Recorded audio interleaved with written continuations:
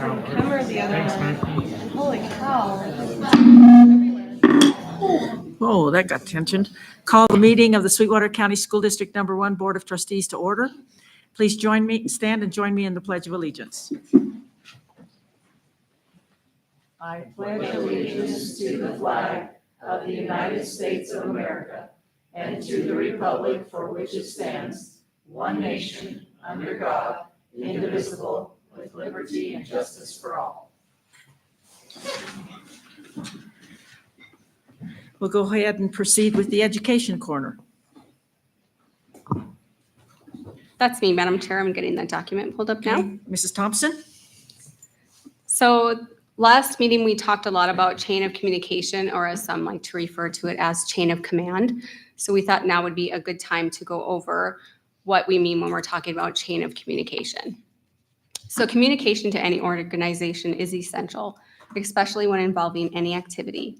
We understand that sometimes emotions can run high during meetings and conversations, and that is why we ask that, 1, all involved parties should be using appropriate language, tone, and being professional. 2, a meeting is always scheduled in advance and never immediately right after event.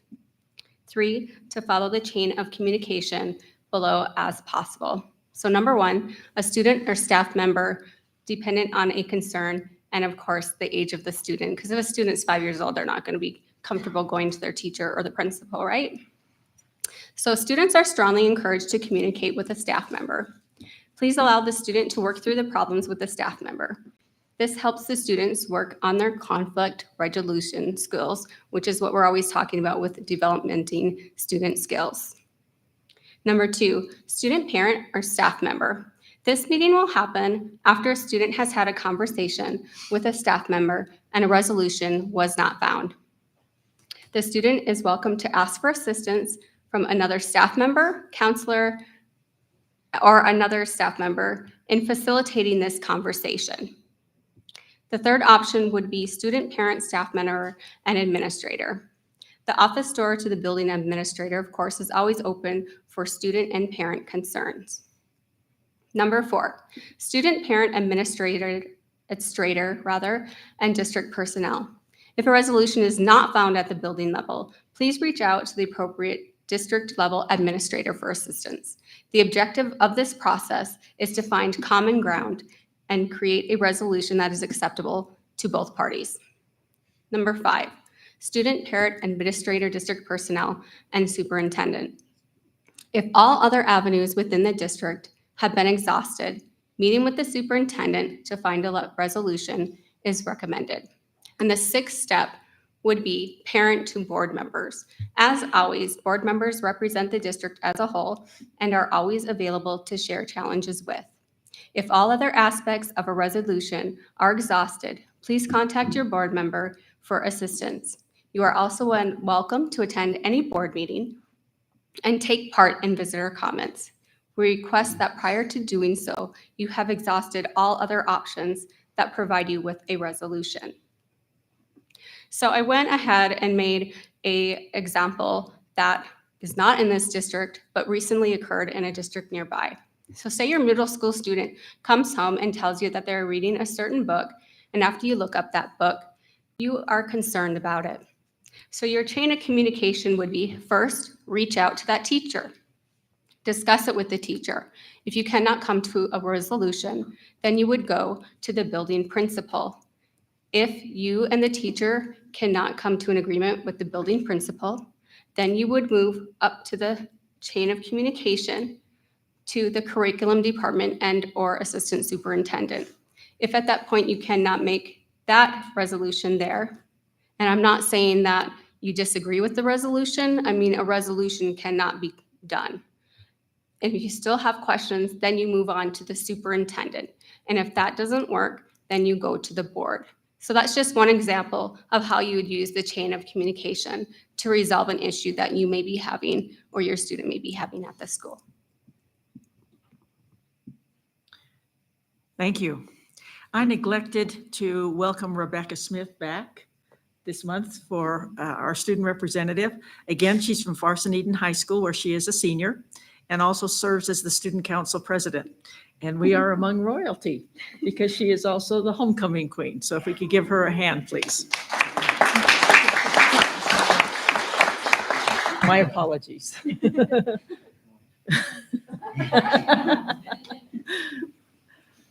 We'll proceed now with the superintendent highlights.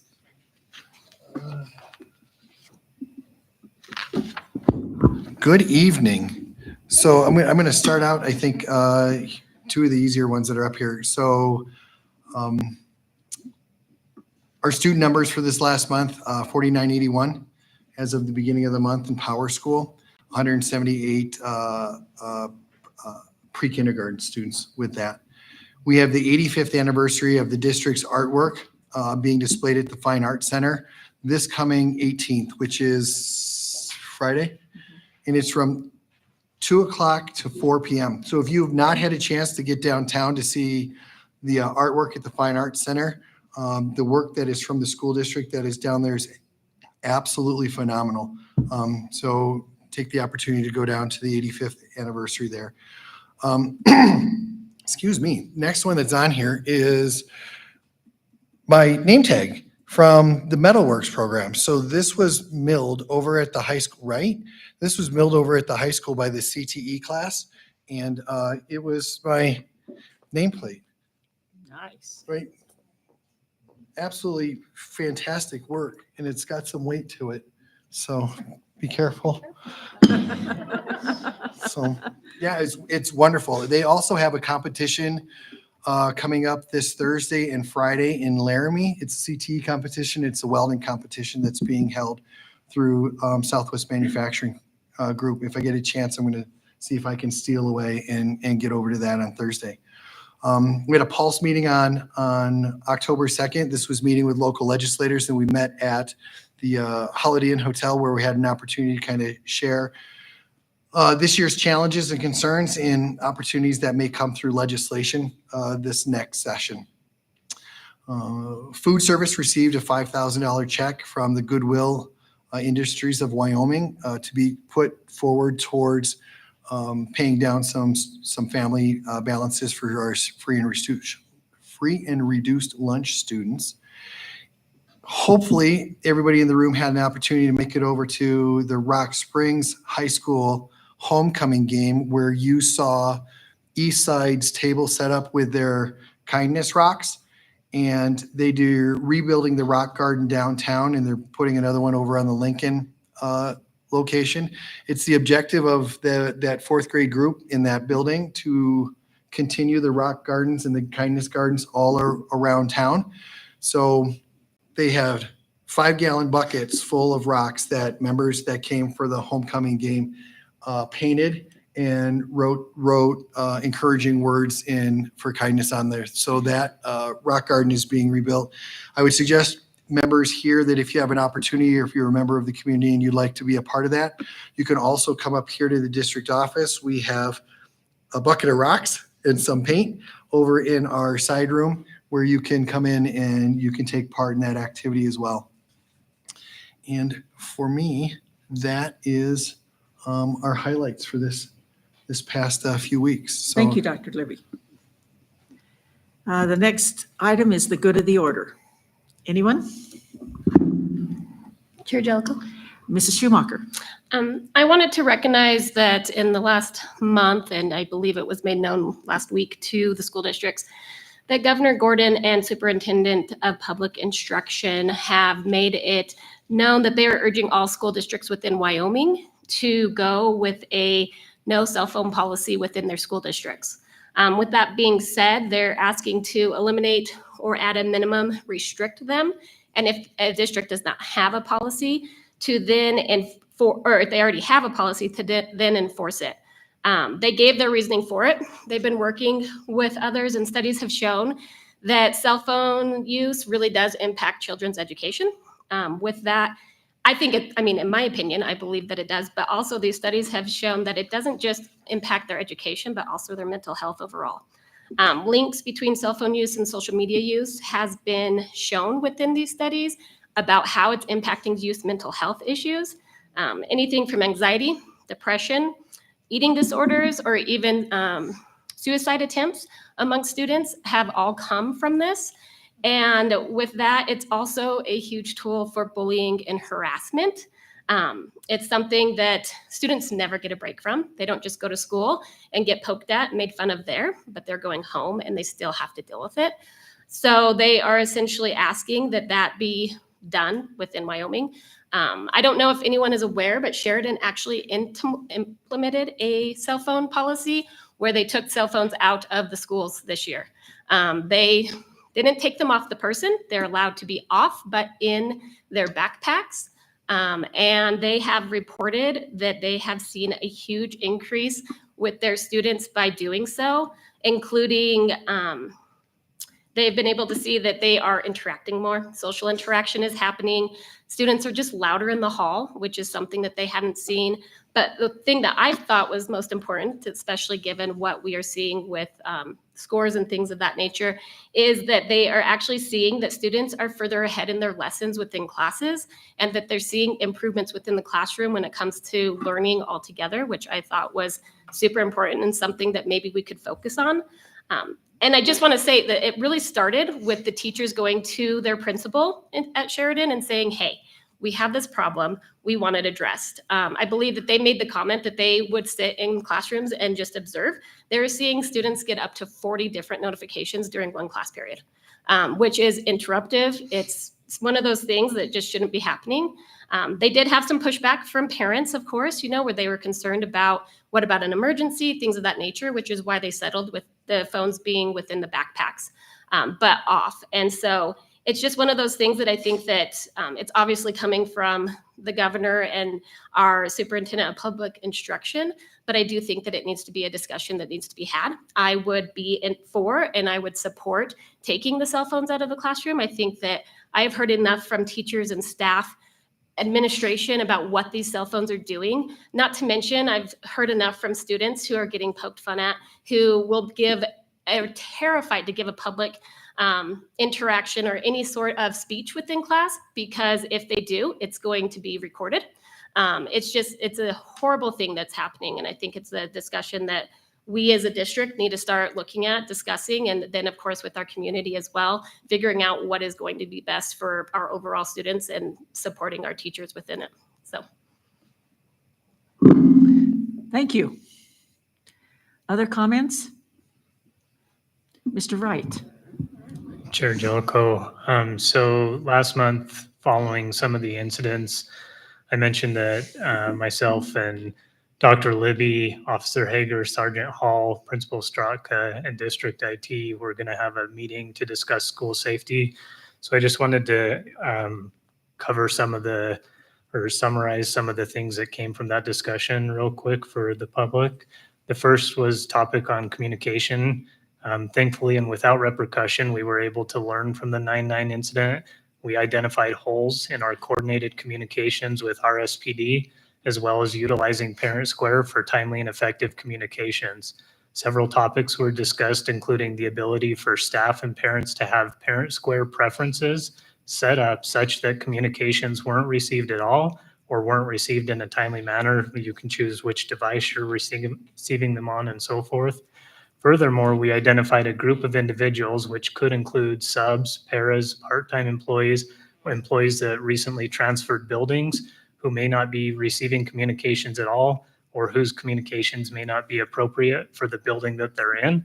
So in short, District IT is addressing these holes, and they have already or will soon be patching them as quickly as possible.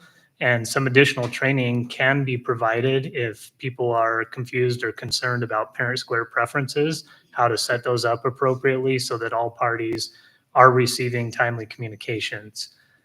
We also discussed process changes to ensure that new hires, subs, paras, part-time employees, etc., are trained in emergency or active response protocol, including new hire training, annual refreshers, and opening up applicable PD to those individuals. I know that was another hole that individuals were concerned about. We discussed enhancing our capabilities within our existing security system. So at this point in time, we're planning to send Officer Hager and a representative from our district IT department to a training the first part of November to further investigate this technology and its uses, but I'm very hopeful that in the near term, we have a new technology at our fingertips to quickly identify and respond to active situations. This is especially important in buildings like the high school where cell phone signal might be an issue. These security enhancements will definitely make our school safer, so we should have more to report on that soon. And then lastly, on the school safety topic, we discussed consistent disciplinary action that's appropriate for the action taken and that dissuades students from making similar choices in the future. And I expect that this disciplinary tone in and of itself should lessen the frequency of these situations moving forward.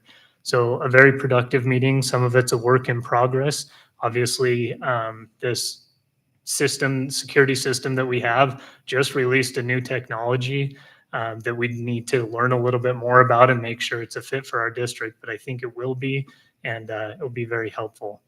So the other thing I wanted to report on is just trying to spread a culture of positivity. So I visited a few schools this last week, and I just wanted to do a quick shout out. Stagecoach, I was extremely impressed by the hard work and dedication of the staff and students. I witnessed some really cool classroom management by the teachers, as well as some really fun, silly, playful classrooms, but all the students very hard at work. So good job, Stagecoach.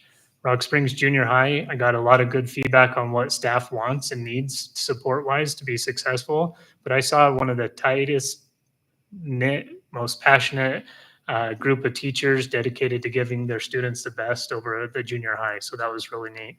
Black Butte High School, the kids were so friendly. All of them, every single room I walked into were saying hi and introducing themselves.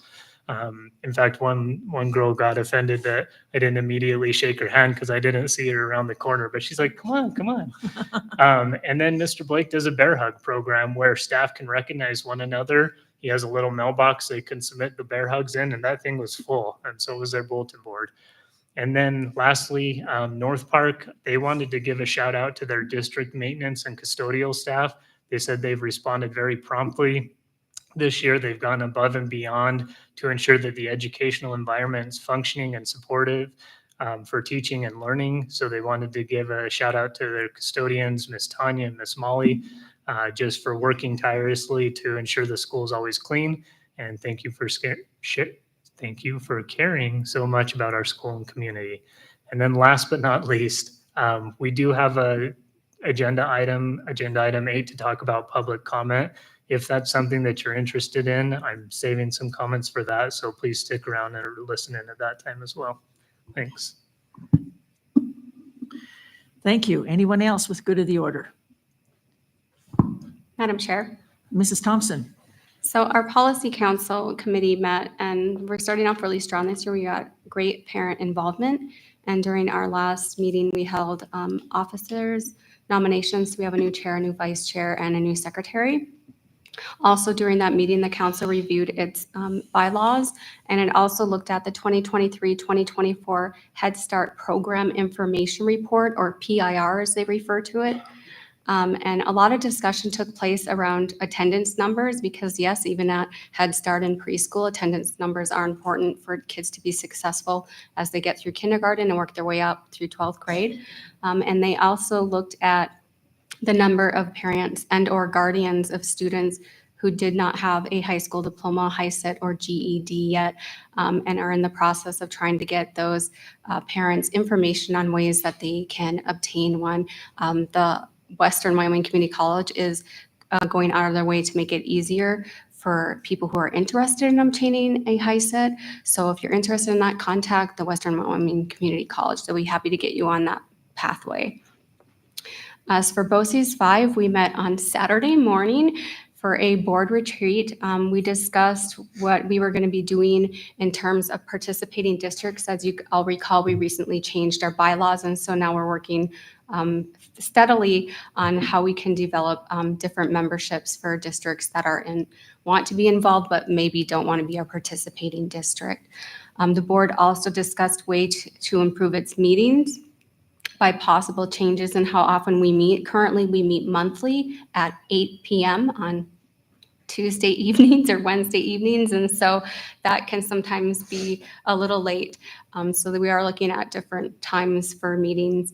And then we also discussed our executive director's evaluation. But the most positive thing that's going is actually at our Wilson campus, C-Bar B, which is a 24/7 residential facility. We are very happy to report that our roof is finally completed. It only took us like 2 years because of all the snowstorms up by Jackson, but it's finally done and we are moving on to the siding work. So we're very excited about that.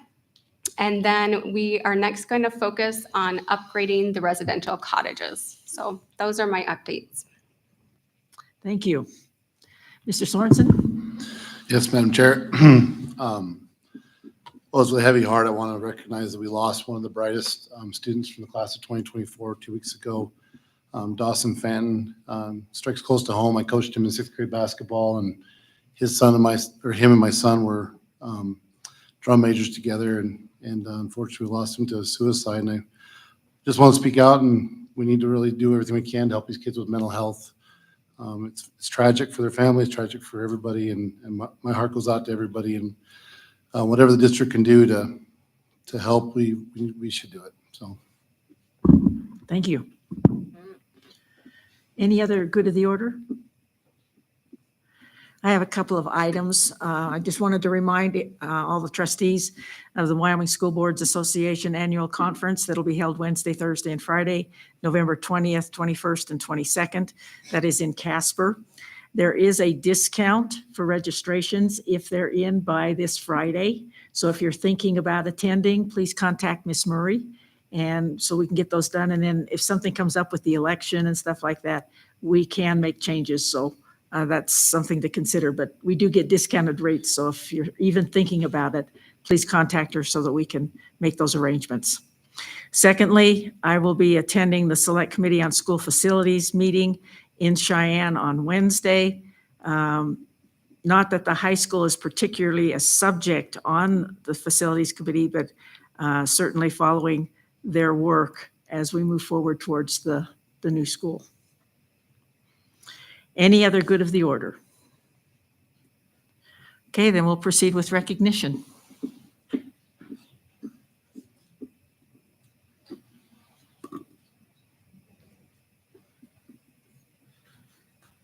The Board of Trustees, Superintendent Dr. Libby, and Sweetwater County School District Number 1 would like to recognize the following employees, students, trustees, and community partners. If the trustees and Dr. Libby would join us down front.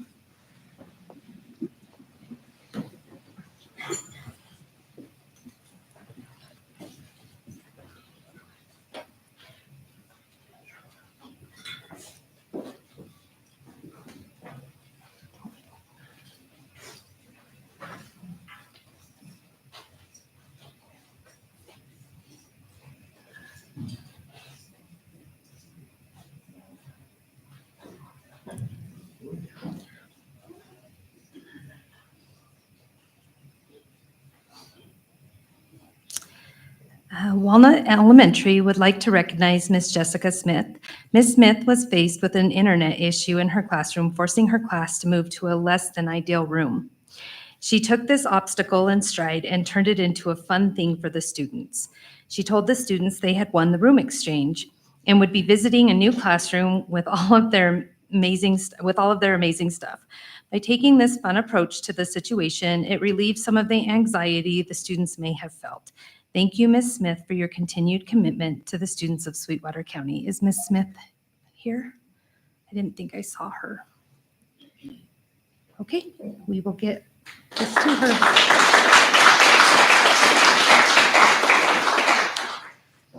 Next, we are proud to recognize Don Rizzi for achieving his Master Electrician certification.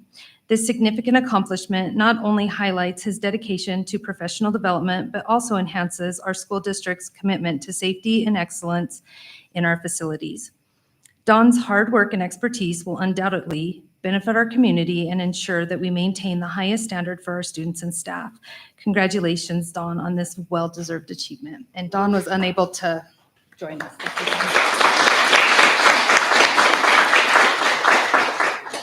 That concludes recognition.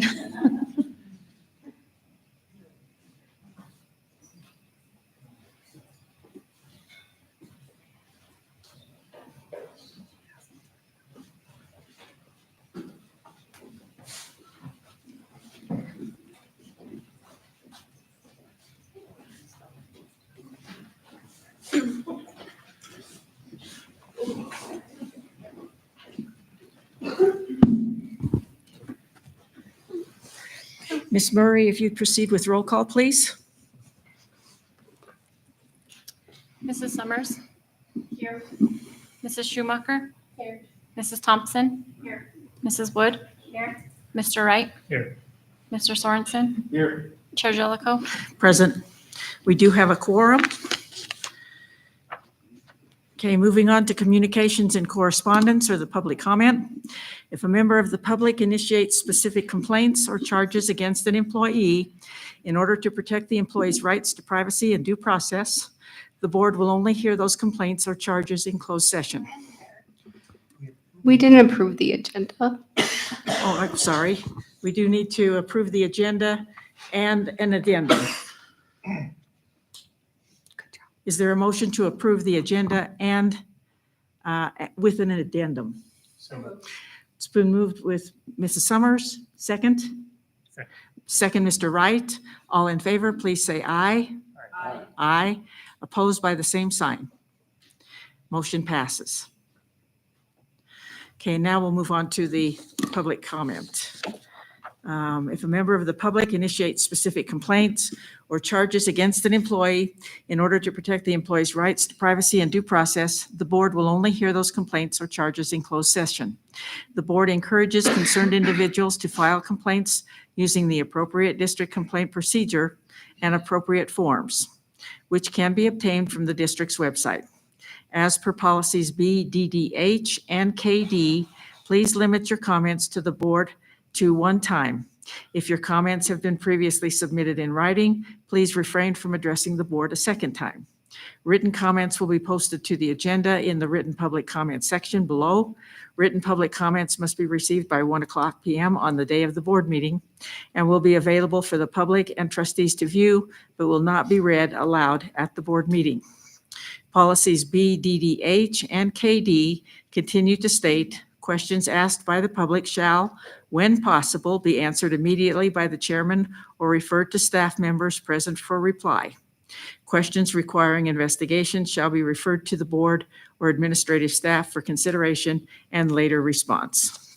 There has been a written public comment attached to the agenda, so we will now proceed with in-person public comment. Anyone?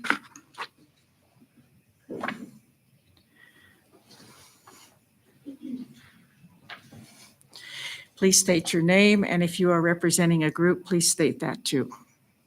Superintendent Libby and Chair Jellicoe and board members, my name is Laura McKee. So I am coming, one of the things I wanted to talk about was that the high school is down an SRO due to leave.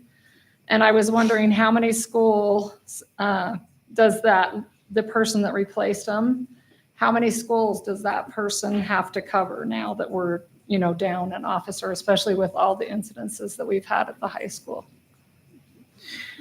Please proceed with your comments. We are referring Okay. all questions to the superintendent at this point. Perfect. And then the other thing I wanted to know is which schools are they covering? And then just to make a comment, of course, we know that our children's safety and well-being has to be a top priority.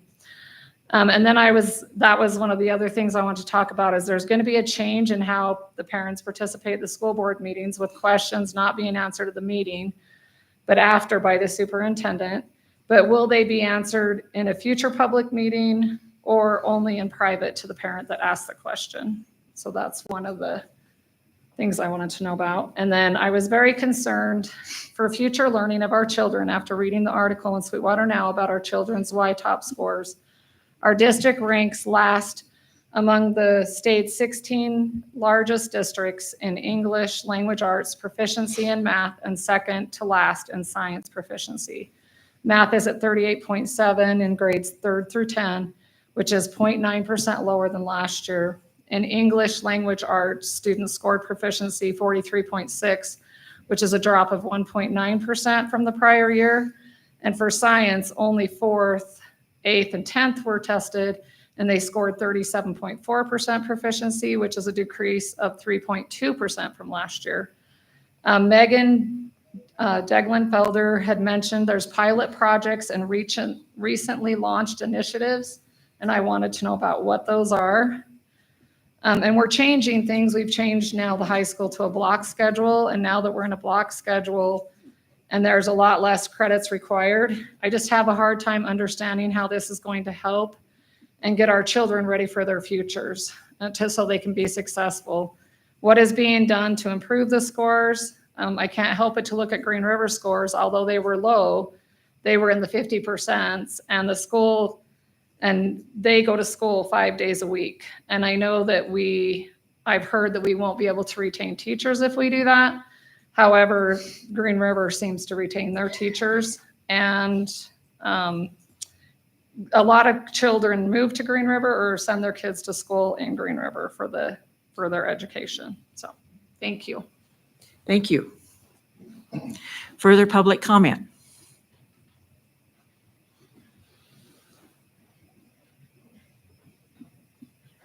Good evening. My name is Catherine Kilpack, and I'm a student at Rock Springs High School Health Occupations Academy. I'm an ambassador representing HOCA, the Academy of Public Service, and the CETE Academy.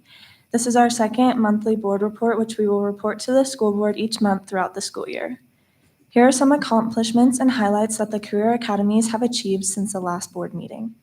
APS and HOCA students have completed 490 hours of community service. APS juniors have job shadowed 375 hours.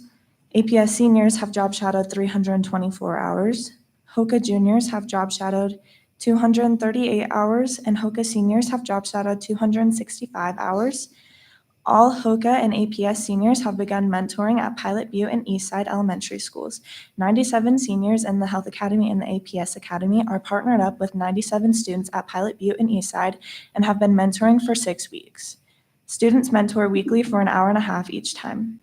APS juniors are helping put on the next school board candidate forum, which will take place on October 21st at White Mountain Library. All HOCA juniors are now certified in BLS and CPR. Thank you for your time. Thank you. Further public comment?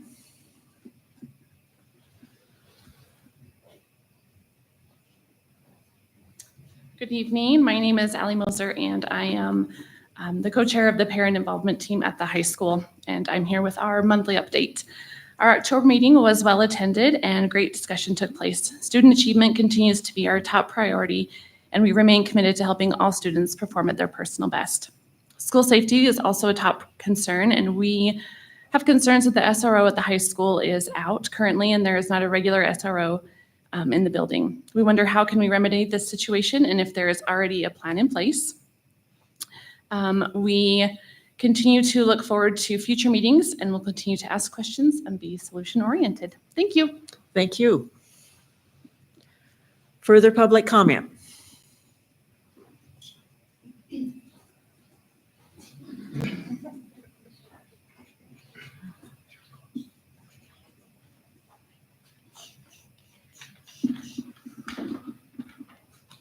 Okay. Good evening, Superintendent Libby, Madam Chair, and board members. I come to you today. My name is Ashley Carson. I am the president of the Sweetwater County Classified Association. I'm also an employee and a parent of the district. And I just wanted to come forward to highlight the fact that my team and I, this last weekend, went to the Safe in School cadre presented through the WEA in Casper, and we learned of the pillars of the Safe and Just Schools. I feel that we mostly align with what our district looks like and what the pillars stand for.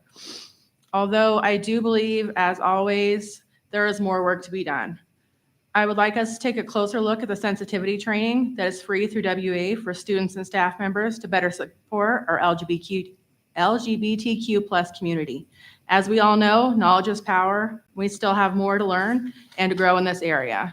If I could, I would like to pass the visual aids that I brought forward for the 6 pillars of the Safe and Just Schools. And just as a reminder that we always strive to provide the best for our students. Thank you. Thank you. Further public comment?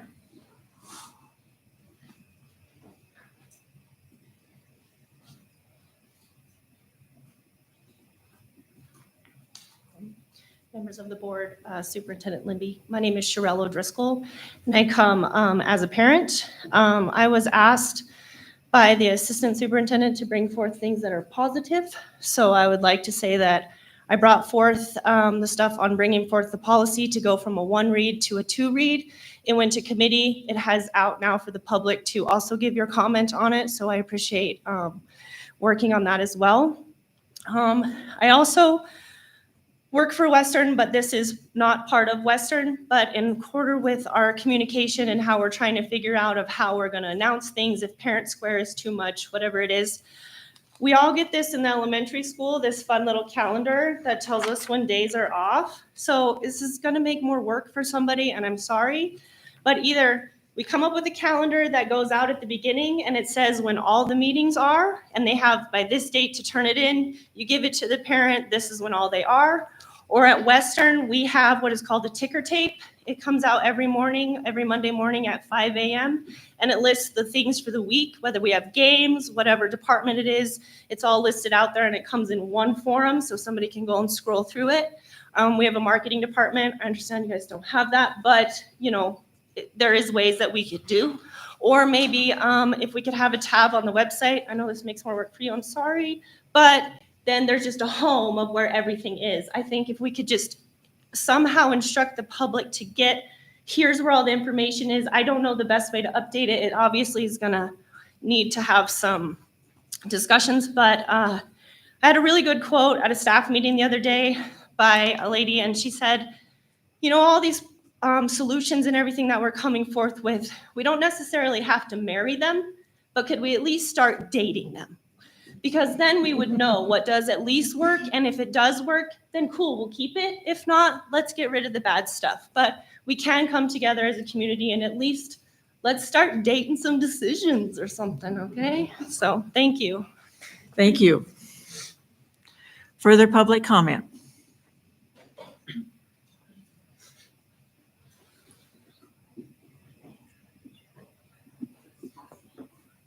Hello, Chair, Dr. Libby, and board members. I'm Jen Baird. I'm a parent, and I just wanted to bring up the policy on technology. I know you guys are going to be looking into the policy with cell phones, but I think we also need to review technology. I don't think that my 3rd grader needs to be bringing home a laptop. I did get that app and it does show everything that she's been on. None of it was school related. I think she's used it once last year in 2nd grade for school related purposes. So maybe if we could add some verbiage in where we could opt out as a parent. I have enough technology at home. If we do have a school day or a snow day, I can have her hop on a computer that's in our room, selected room, and I can monitor it a little bit better. I don't think enough parents are taking advantage of that app that you guys have. It is convenient, but still like it's a fight to be like, oh yeah, I need to turn that off, or, you know, oh, I need to program that. And it does take steps. And I don't think a lot of parents do know that that app is out there. So maybe pushing that app a little bit more as well. But I just think reviewing that policy might be in the best interest of our children. Thank you. Thank you. Further public comment? Further public comment? Last call. Further public comment? Chair Jellicoe, Dr. Libby, Ms. Bolton, can I address a couple of the questions real quick as far as policy, just because they're applicable to the questions that have been asked? I think what we're doing is we're directing everything through Dr. Libby, and then we'll get the answers at that point. That's a new. Yeah, understood. I'm on policy committee, so I know that change has been made. So I'd like to reference why that decision was made and what we're doing and that's different now than we have done previously. I think to be consistent that we're going to direct everything through Dr. Libby, and then we'll get those questions answered either on an individual basis, or if it's applicable to the entire public, then we'll address it at the next meeting. Okay, I'll address it during agenda item 8 instead then. Okay. Okay, moving on. Item number 4 is an executive session. I'd entertain a motion to go into executive session for legal and personnel matters. Is there a motion? It's been moved by Mrs. Summers. Is there a second? Second. Second by Mrs. Schumacher. All in favor, please say aye. Aye. Aye. Opposed by the same sign. Motion passes. Again, we are going for legal and personnel matters. I understand that this is an unusual time for an executive session, but we have some discussion that needs to take place regarding some agenda items coming up.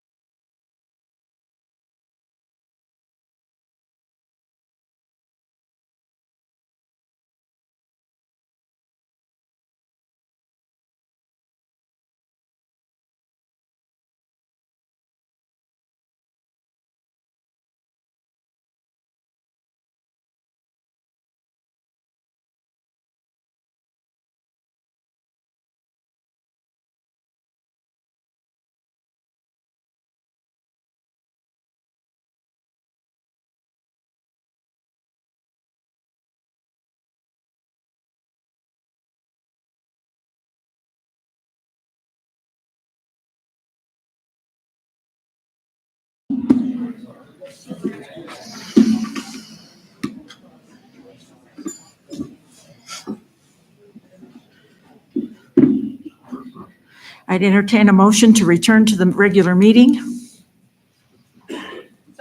It's been moved by Mrs. Summers. Is there a second? Second by Mrs. Schumacher. All in favor, please say aye. Aye. Opposed by the same sign. Motion passes. We are now back in regular session. Mrs. Summers, the treasurer's report, please. Thank you, Madam Chair. For the general fund treasurer's report, September 2024. The beginning balance was $13,312,537.91. Revenues received during the month totaled $5,166,647.45. Interbank transfers in totaled $5,620,000. Less the warrants written during the month, totaling $9,327,115.49. Interbank transfers out totaled $5,620,000. Voided checks totaled $67,862.53. And that leaves us with an ending cash balance of $9,219,932.40. For the school lunch program, as of September 2024, the beginning balance was $135,573.96. Interest accrued during the month was $506.05. Revenue for the month totaled $66,731.11. The CACFP reimbursement totaled $9,405.89. The federal reimbursement totaled $75,383.30. That left the school lunch program with an ending balance of $287,600.31. For the Head Start program, the beginning balance was $48,811.29. Deposits for the month totaled $135.80. Warrants cleared during the month were zero, and that left a total balance of $48,947.09. That concludes the treasurer's reports. I'd entertain a motion to approve the treasurer's report for the general fund, school lunch, and Head Start. So moved. It's been moved by Mrs. Thompson. Is there a second? Second. Second by Mrs. Schumacher. All in favor, please say aye. Aye. Aye. Opposed by the same sign. Motion passes. Moving on to the warrants. Mrs. Summers. The district warrants for release of payment. Checks number 170326 through 171190 totaled the amount of $6,583,714.27. Net payroll numbers 806001 through 808175 totaled $3,599,752.64. And payroll numbers 129576 through 129581 totaled $2,975.82. Checks number 4029719, 4032571, 4037584, 4040509, 4042966, 4047054 were general fund transfers totaling $5,345,000. Check number 9-2024-02, Sweetwater County School District Number 1 retiree insurance account, totaled $350,000, was a transfer to insurance checking. And then there was a correction from the September 9th board meeting. Check number 4012326 was a general fund transfer that totaled $525,000. $1,000 from WGIF to Rock Springs National. That concludes the warrants. Is there a motion to approve the district warrants and release those payments? So moved. It's been moved by Mrs. Thompson. Is there a second? Second. Second, discussion. I want to declare a conflict on warrant number 001711054. Any other discussion? Then there is a motion to approve the district warrants and release those payments. All in favor, please say aye. Aye. Aye. Opposed by the same sign. Motion passes. The consent agenda, item number 7. All matters listed under the consent agenda are matters about which the board has governing policies, implementation of which is delegated to the superintendent. They will be enacted in one motion in the order listed below. There will be no discussion of these items prior to the time the Board of Trustees votes on the motion unless members of the board request specific items be held and discussed separately and/or removed from this section. Starting with B is approval of the minutes from the September 9th, 2024 regular meeting. C, approval of the minutes from the September 9th, 2024 executive session. D, finance, approval of the Wyoming School Boards Association sponsored Wyoming Government Investment Fund Board of Trustees representative. E, human resources, approval of personnel recommendations, and this is also where the addendum item was. F, students, approval of the recommendation from the Rock Springs High School administration to pass a resolution adopting the stipulation for consent decree 2024-1 in the matter of a high school student's disciplinary action during the 2024-2025 school year from the schools of the district. G, students, approval of the recommendation from the Rock Springs High School administration to pass a resolution adopting the stipulation for consent decree 2024-2 in the matter of a high school student's disciplinary action during the 2024-2025 school year from the schools of the district. H, students, approval of the recommendation from the Rock Springs High School administration to pass a resolution adopting the stipulation for consent decree 2024-3 in the matter of a high school student's disciplinary action during the 2024-2025 school year from the schools of the district. I, students, approval of the recommendation from the Rock Springs High School administration to pass a resolution adopting the stipulation for consent decree 2024-4 in the matter of a high school student's disciplinary action during the 2024-2025 school year from the schools of the district. J, technology, approval of the Power School renewal. K, transportation, approval to declare 3 vehicles as surplus property and permission to go out to bid for 3 replacement vehicles.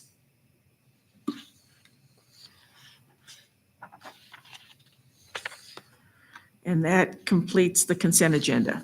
So hearing nothing held, is there a motion to approve the consent agenda? So moved. It's been moved by Mrs. Summers. Is there a second?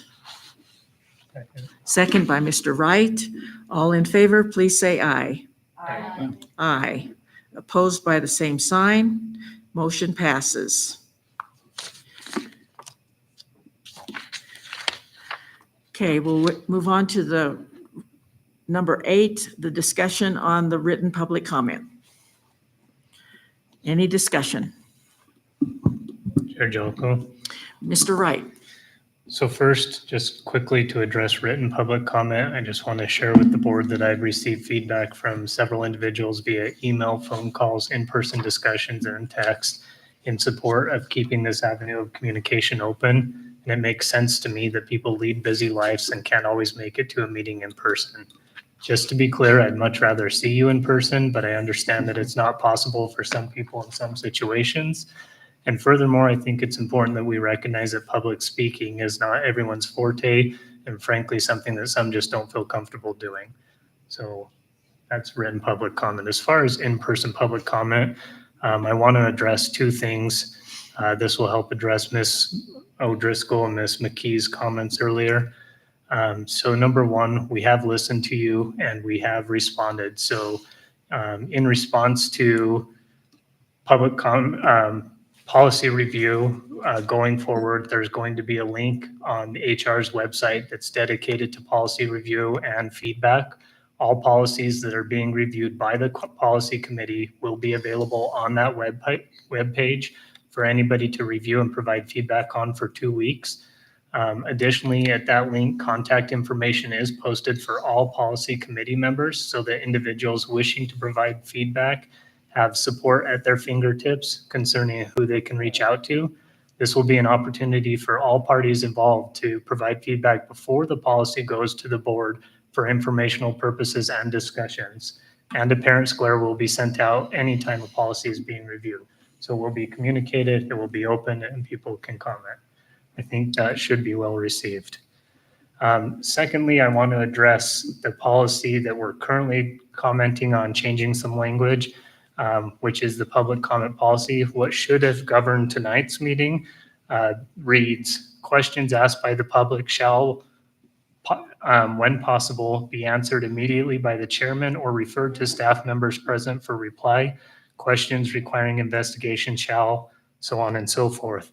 It's currently open for discussion and not policy yet, but what we're suggesting that change be made to is questions asked by the public shall be referred to the superintendent or administrative staff for consideration and later response no later than the next scheduled board meeting. In a response to some of the questions that were asked tonight, I want to clarify.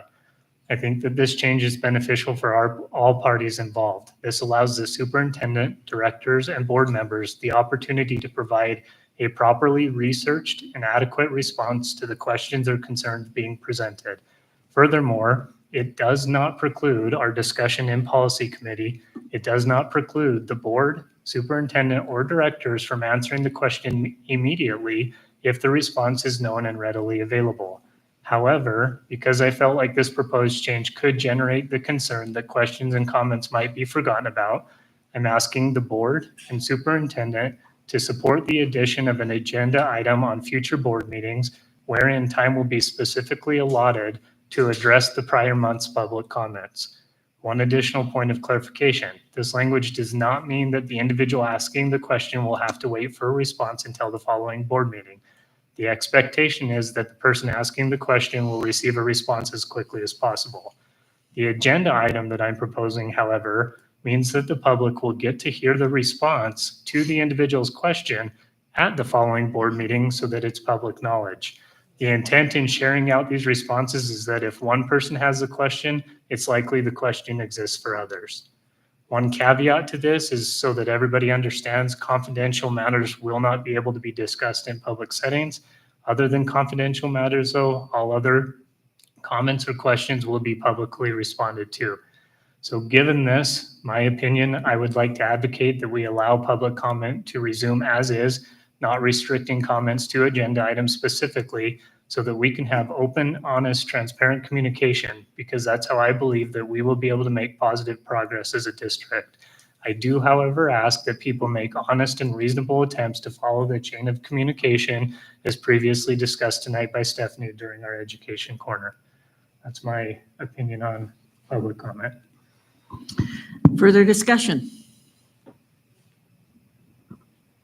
Mr. Sorensen?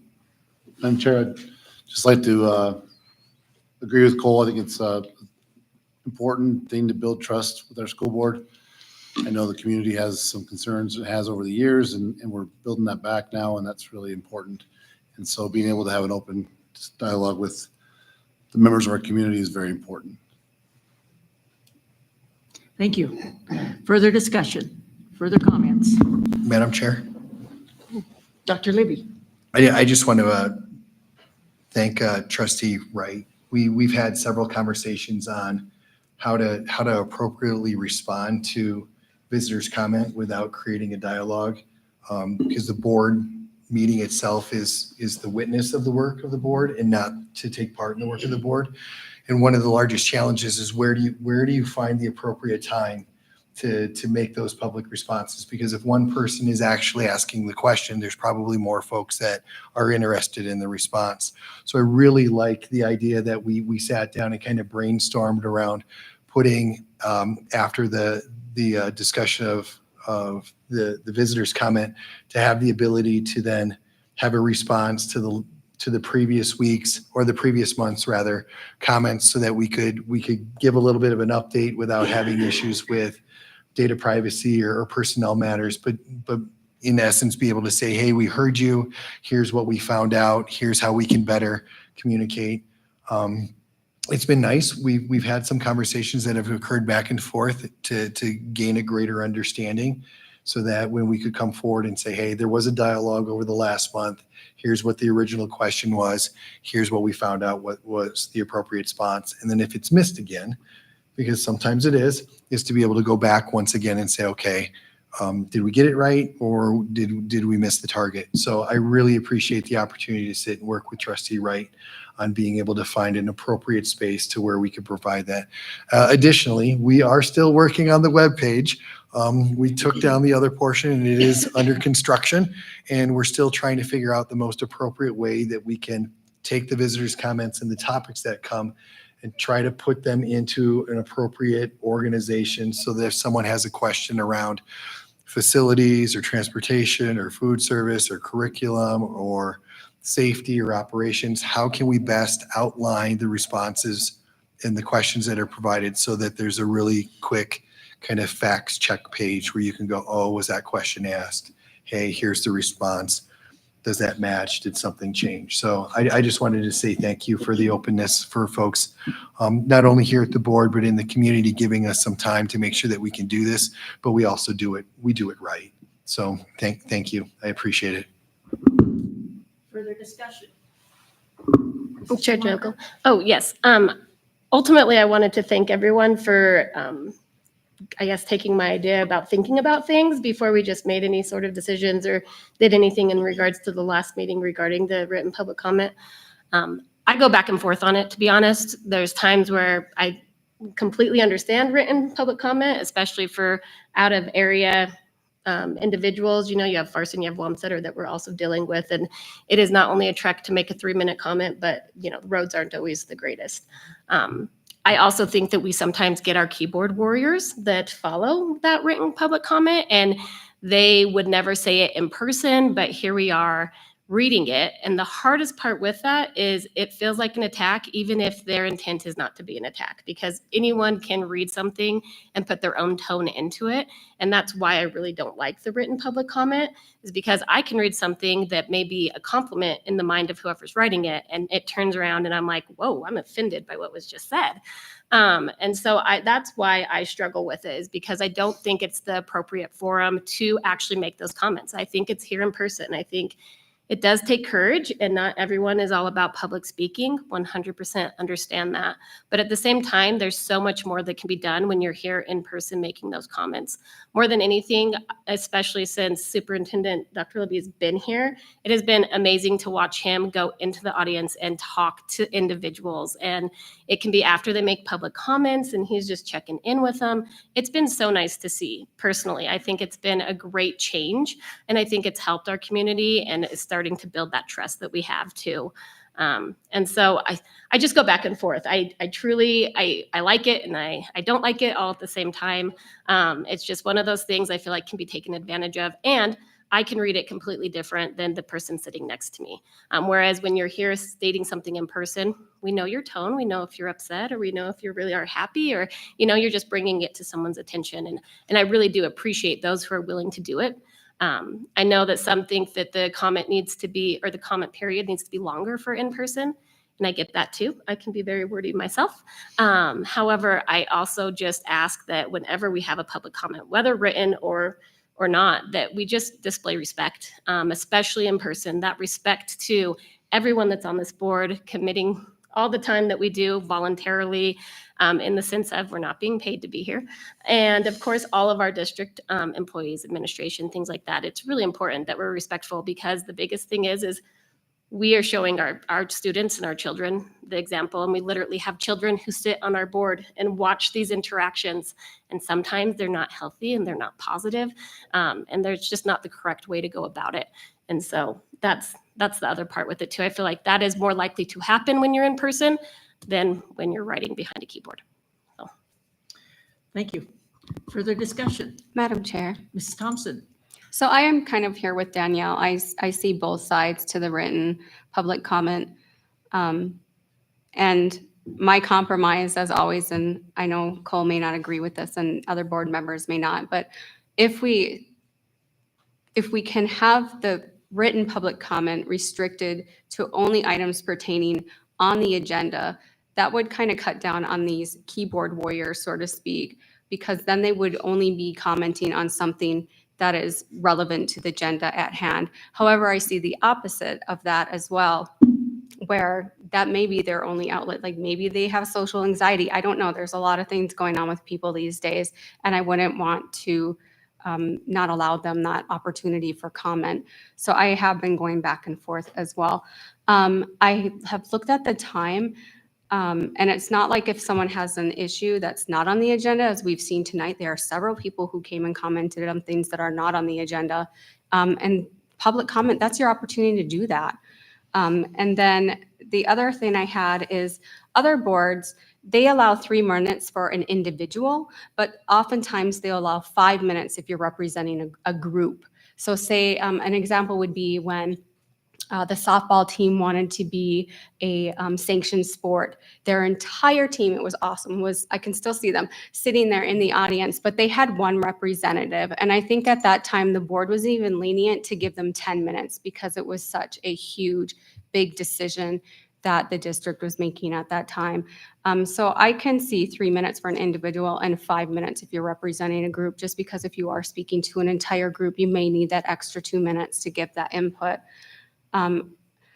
Also, some have said that it's not friendly here, like at the city council. The city council and commissioners, they usually do not receive nearly as much public comment as we do here, unless there is a controversial issue. I've been to enough of those board meetings and covered them enough that I know that people can angrily tell you what they want in less than 3 minutes. That is not a time that I feel is inappropriate. And that's just where my thoughts are right now. I'm still back and forth on that written comment. Further public comment or further discussion on the public comment or on the written comment? Anyone? Madam Chair. Mrs. Summers. Thank you. So I'm in favor of the written public comment, and I actually am a little bit opposite of Trustee Schumacher and Ms. Thompson, in that I think with the written comment, it's not as much of a public forum.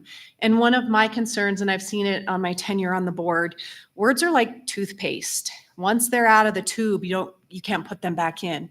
And we've had some incidences where public comment, there have been accusations made against staff members, teachers, about things that happened in classrooms.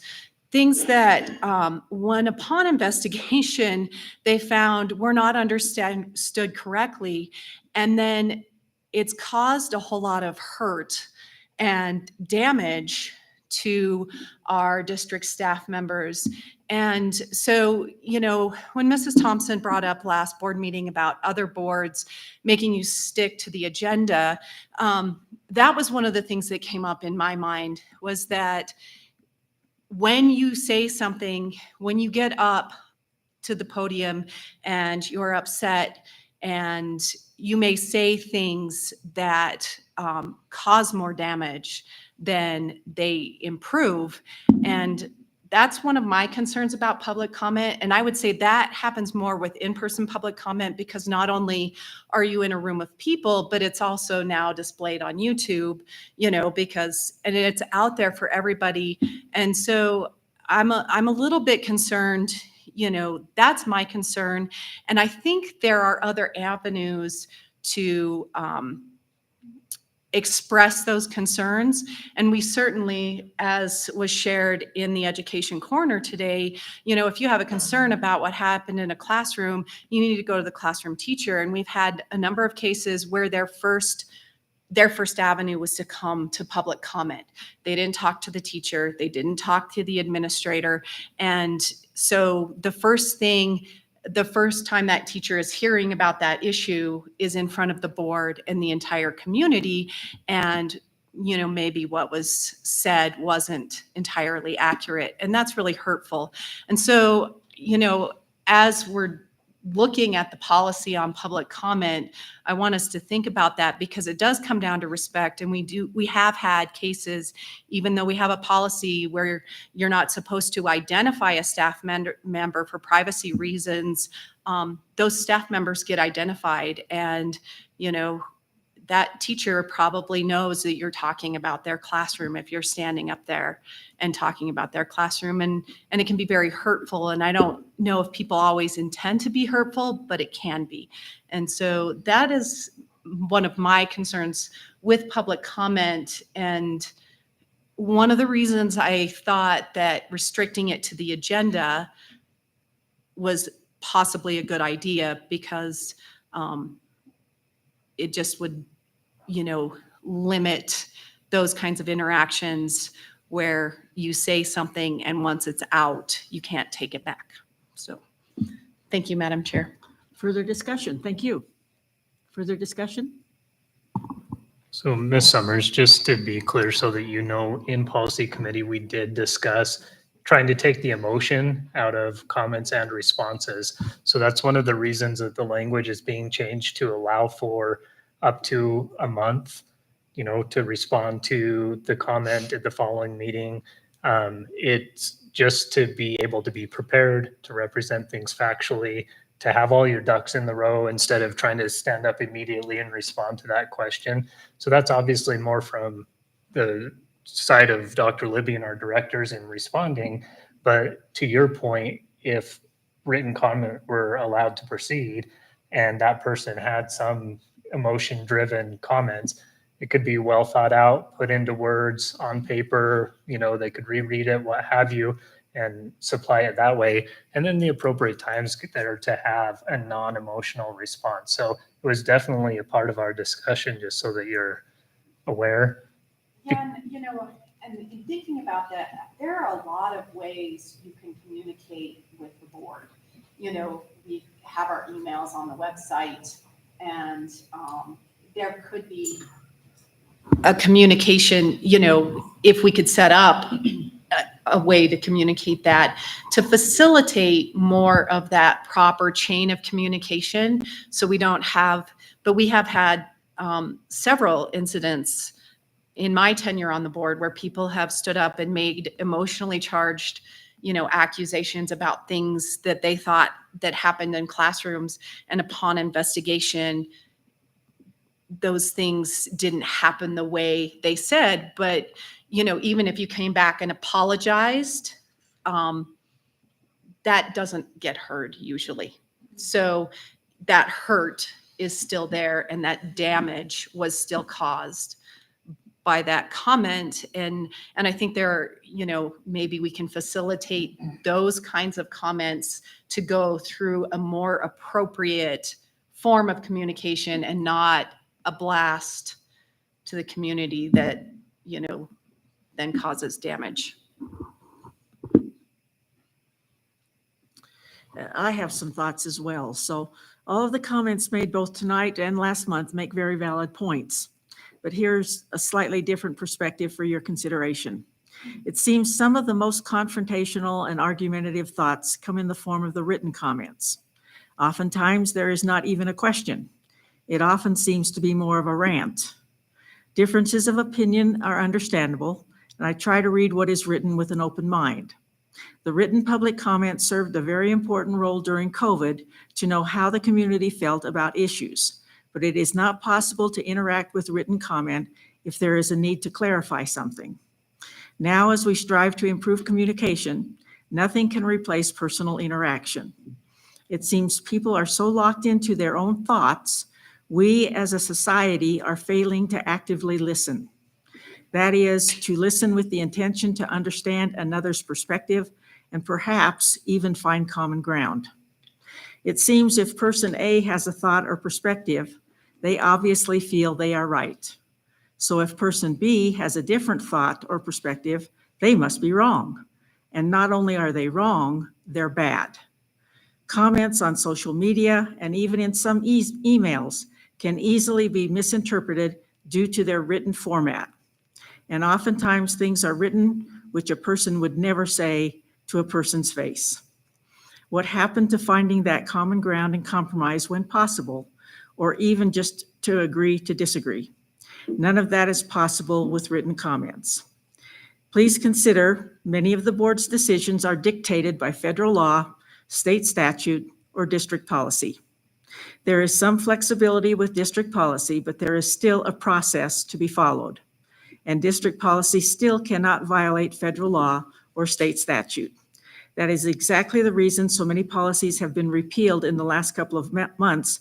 They violated state statute when it came to our policies regarding building of the high school.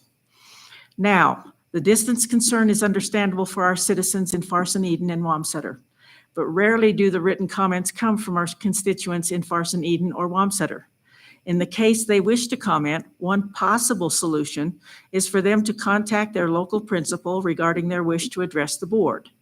The district could then provide a link to their respective school so they could address the board virtually from their local school building. It seems the written public comment has outlived its original purpose. Again, as we attempt to improve communication, the in-person interaction is vital.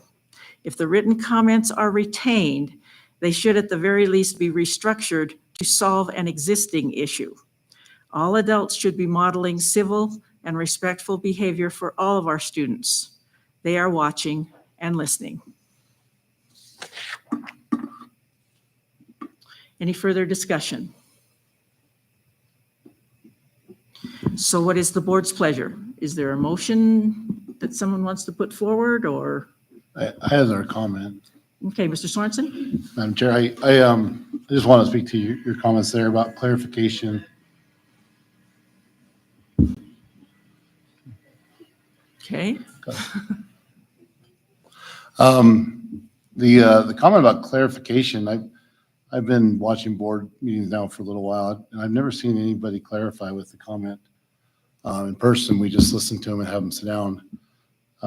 And it's perfectly easy to clarify with someone who sends a written comment to send them an email in return, just to ask for clarification. I think looking for clarification would be good, both in the written and the public comments, but the way I see it happening right now, it doesn't exist either place. So I don't know, that's a very good point to take. I think we should look to clarify, we should look to seek understanding before we seek to be understood. And I think that can be done in both formats. Further discussion? Chair Jelko.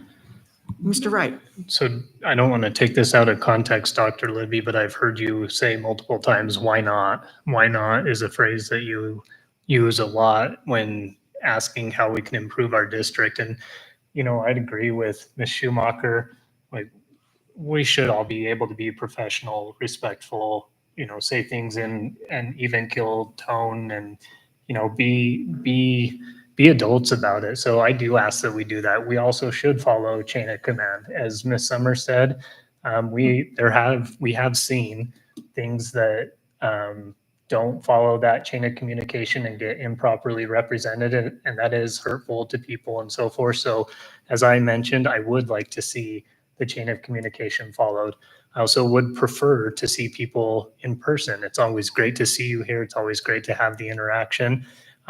But I do, like I said, I do know that that's not always possible, or there's other conflicting reasons. And so my response back to everything that we've said tonight is just, why not? Like, if there's a written public comment and, you know, there's not a question in it, then there's nothing to respond to, I guess, you know, or if there's something that needs clarified, we can clarify. But I would just say that our goal is open, transparent communication and building trust. And if we want to have this district improve, then we need to have people who want to be a part of it and who are involved.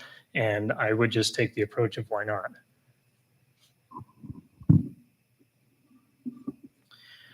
So, at the board's pleasure, is there any kind of a motion, or what are your thoughts?